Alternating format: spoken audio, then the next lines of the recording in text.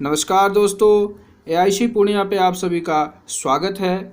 आज है दिनांक 6 मई 2020 और देखते हैं दिन भर की खबरों में क्या कुछ करंट अफेयर्स के सवाल आपके बनते हैं जो आने वाले एग्ज़ाम के लिए काफ़ी महत्वपूर्ण हैं। वीडियो शुरू करने से पहले आप सभी से अनुरोध है, वीडियो को अंत तक ज़रूर देखिएगा। सारे महत्वपूर्ण सवालों का संग्रह किया गया है। साथ ही साथ अगर वीडियो पर पहली बार आए हैं तो इसे सब्सक्राइब करना नहीं भूलिएगा। बेल आइकन को प्रेस करिएगा ताकि नोटिफिकेशन आपके पास सबसे पहले पहुंचे। चलिए देखते हैं आज के वीडियो का पहला सवाल है, अमेरिकी राष्ट्रपति ने किसे international bank of reconstruction and development के लिए अमेरिकी प्रतिनिधि के रूप में नामित किया है? क्या वो माइक पोम्पियो हैं, माइकल अशोक स्वान हैं, या अशोक माइकल पिंटो हैं, या अशोक स्वयं माइकल हैं? तो इसका सही उत्तर है दोस्तों, अशोक माइकल पिंटो को जो है आईबीआरडी में अमेरिकी प्रतिनिधि के रूप में नामित किया गया है। इससे पहले जो है एरिक बेथेल जो थे वो इस पद पर तैनात थे और उन्होंने इस पद से जो है इस्तीफा दे दिया। उसके बाद जो है इनका चुनाव किया गया। पिंटो कौन है? तो पिंटो अमेरिका के ट्रेजरी विभाग में अंतर्राष्ट्रीय मामलों के लिए अवर सचिव के लिए काउंसलर की सेवा दे रहे थे। अब उन्हें जो है आईबीआरडी में अमेरिकी प्रतिनिधि के रूप में नामित किया गया है। चर्चा में क्यों है? क्योंकि ये भारतीय मूल के अमेरिकी हैं। दूसरा सवाल देखते हैं कि उसी से संबंधित है, आईबीआरडी का मुख्यालय कहाँ अवस्थित है? कुछ स्टैटिक सवाल करंट अफेयर्स से ही बाइफरकेट होकर बनते हैं, तो ये स्टैटिक सवाल हो गया। जिनेवा में, न्यूयॉर्क में, वाशिंगटन में या स्विट्जरलैंड में? तो आईबीआरडी का मुख्यालय वाशिंगटन में स्थित है। आईबीआरडी का full form international bank of reconstruction and development है। यह एक वित्तीय संस्था है जिसकी स्थापना 1944 में की गई थी और इस बैंक का मुख्यालय वाशिंगटन डीसी में है। यह बैंक मध्यम आय और विकासशील देशों को ऋण प्रदान करता है। यह विश्व बैंक की रचना करने वाले 5 सदस्यों में से एक है। आईबीआरडी इसकी उधार देने वाली इकाई है और अंतर्राष्ट्रीय विकास संघ को सामूहिक रूप से विश्व बैंक के रूप में जाना जाता है। तो यहाँ आपको ये बता दें कि विश्व बैंक जो है 5 संस्थाएं उसमें मिलती है। उन 5 संस्थाओं के नाम है, सबसे पहला है अंतर्राष्ट्रीय विकास संघ आईडीए, दूसरा आईएफसी अंतर्राष्ट्रीय वित्त निगम, तीसरा आईबीआरडी जिसके बारे में हम लोगों ने पढ़ा international bank of reconstruction and development, एक है मीगा जिसको बहुराष्ट्रीय निवेश गारंटी एजेंसी कहते हैं, और 5वां जो है वो आईसीएसआईडी जो कि सेटलमेंट देखती है, international centre for the settlement of investment dispute को देखती है। चलिए देखते हैं अगला सवाल। अगला सवाल है, विश्व अस्थमा दिवस कब मनाया जाता है? तो अस्थमा दिवस कब मनाया जाता है? 3 मई, 4 मई, 5 मई या 6 मई? सही उत्तर है दोस्तों, 5 मई को मनाया जाता है विश्व अस्थमा दिवस। चौथा सवाल देखें, भारतीय नौसेना ने भारतीय नागरिकों को विदेश से वापस लाने के लिए कौन सा ऑपरेशन चालू किया है? क्या ये ऑपरेशन होम है, समुद्र सेतु है, समुद्र साथी है या जल समुद्र है? तो इसका सही उत्तर है दोस्तों समुद्र सेतु, इंग्लिश में इसे सी ब्रीज कहेंगे। वो जो है इस ऑपरेशन को नौसेना में चालू किया है। भारतीय नौसेना ने कहा मालदीव में फंसे भारतीयों को वापस लाने के लिए ऑपरेशन समुद्र सेतु सी ब्रीज शुरू किया है। वे एयरलाइन संचालन के बंद होने के कारण क्या हुआ, विदेशी भूमि में वो फंस गए हैं। अगला सवाल इसी से जुड़ा हुआ है, वो है ऑपरेशन सी ब्रीज में किन 2 जहाज़ों का उपयोग किया जा रहा है? क्या वो बलासवा और मगर है? क्या वो जलासवा और मगर है? क्या वो जलासवा और विक्रांत है? क्या वो जलासवा और तारिणी है? तो इसका सही उत्तर है दोस्तों जलासवा और मगर। आईएनएस जलासवा और आईएनएस मगर को जो है इस सी ब्रिज ऑपरेशन में उपयोग किया जाएगा। कुछ जान लेते हैं हम लोग जलासवा और मगर के बारे में। तो भारतीय जहाज जलासवा और मगर को क्या है, मालदीव की जो राजधानी है और जो बंदरगाह है वहाँ पर भेजा जा रहा है। जलासवा 8 मई को पहुँचेगा और मगर 10 मई को पहुँचेगा। निकासी के बाद इन लोगों को क्या है, वहाँ से मालदीव से आने के बाद कोच्चि में क्वारंटाइन में रखा जाएगा। पहले जलासवा को यूएसए टेट्रून के नाम से जाना जाता था।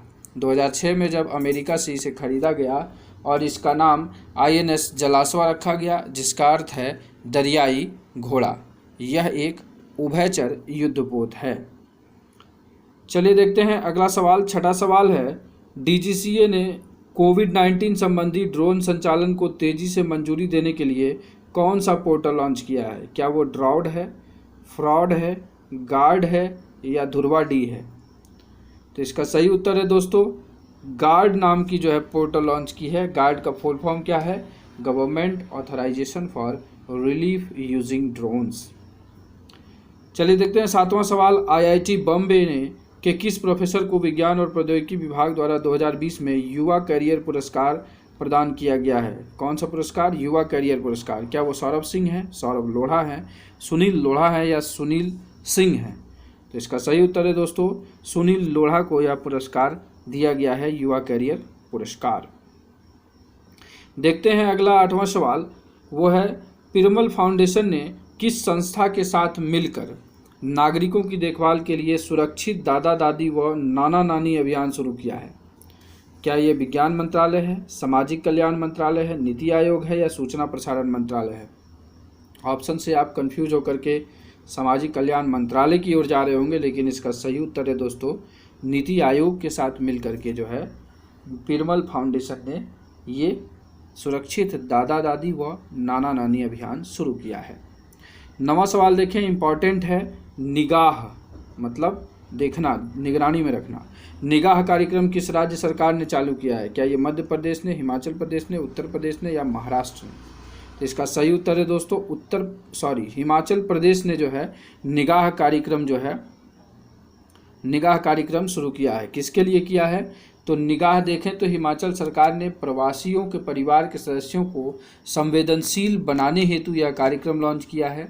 इस कार्यक्रम के तहत जो होम क्वारंटाइन के दौरान सामाजिक दूरी बनाए रखने के लिए जागरूकता पैदा करने के लिए आशा कार्यकर्ताओं को, आंगनवाड़ी कार्यकर्ताओं को, स्वास्थ्य कार्यकर्ताओं को तैनात किया जाएगा और स्वास्थ्य कार्यकर्ता उस व्यक्ति के परिवार के सदस्यों को संवेदनशील बनाएंगे जो दूसरे राज्य से आ रहे हैं। अभी जैसे कि प्रवासी मजदूरों को और भी लोगों को जो भी हैं राज्य में उनके लाया जा रहा है, तो जब वो कोविड-19 के संबंध की इस महामारी के दौर में वो आ रहे हैं तो इस निगाह जो कार्यक्रम है इसमें हिमाचल प्रदेश सरकार ने कहा है कि जो लोग आएंगे उनको सोशल डिस्टेंसिंग के बारे में जो है ब्रीफ किया जाएगा। तो ये हो गया निगाह। अगला सवाल देखते हैं दोस्तों, लॉस्ट एट होम रिपोर्ट कौन प्रकाशित करता है? क्या ये जर्मन वॉच प्रकाशित करती है, EIU, यूनिसेफ या यूनेस्को इसको प्रकाशित करती है? तो इसका सही उत्तर है दोस्तों यूनिसेफ जो है लॉस्ट एट होम रिपोर्ट को प्रकाशित करती है। बता दें कि 2019 में प्राकृतिक आपदाओं, संघर्ष और हिंसा के कारण भारत में 5 मिलियन से अधिक लोग आंतरिक रूप से विस्थापित हुए थे। इसी संबंध में यूनिसेफ ने यह रिपोर्ट प्रकाशित की है। अगला सवाल देखें, पुलित्जर पुरस्कार का संबंध किस क्षेत्र से? क्या पत्रकारिता से, टीवी कलाकार, संगीत या राजनीति से? बहुत ही आसान सवाल है। पुलित्जर पुरस्कार जो है वो पत्रकारिता से संबंधित है। ठीक इसी से सवाल अगला है कि पुलित्जर पुरस्कार 2020 किन्हें प्रदान किया गया है? इनमें 4 नाम दिए गए हैं, इनमें से किनको किनको प्रदान किया गया है? क्या वो डार सुगम है, डार यासीन, मुख्तार खान और चन्नी आनंद? क्या ये चारों हैं या 2-3-4, 1-3-4 या 1-2-4? तो इसका सही उत्तर है दोस्तों 2-3-4। डार यासीन, मुख्तार खान और चन्नी आनंद ये तीनों जम्मू कश्मीर के पत्रकार हैं और इन्हें जो है पुलित्जर पुरस्कार से सम्मानित किया गया है। अगला सवाल देखते हैं कि इंडिया SME सर्विस प्लेटफॉर्म, कौन सा platform? India SME service platform जो एक डिजिटल प्लेटफॉर्म है, किसने लॉन्च किया है? क्या नाबार्ड ने लॉन्च किया है, सिडबी ने लॉन्च किया है, IIFC ने या एक्जिम ने?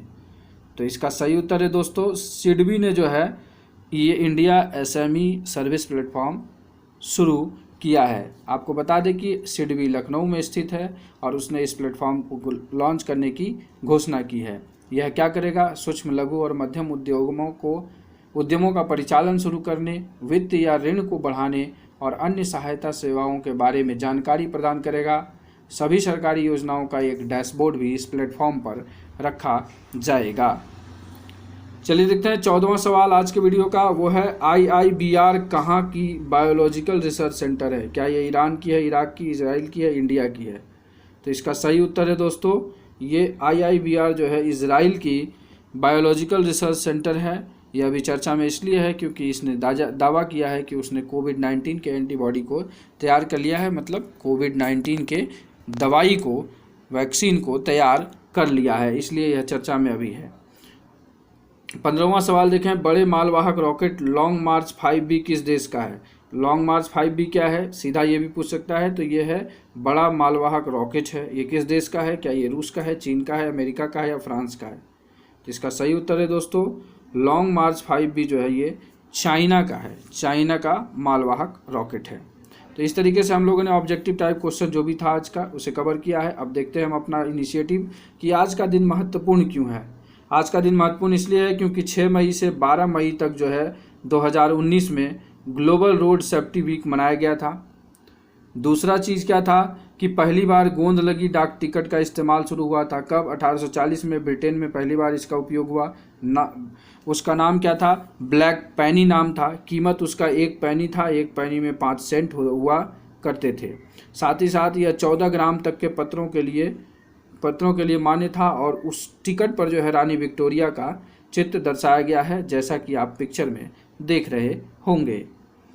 आप देखिए अंतिम बिंदु जो है मनोविश्लेषण के प्रतिपादक सिगमंड फ्राइड का जन्म आज ही के दिन हुआ था 1856 में ऑस्ट्रिया के फ्रीबर्ग में।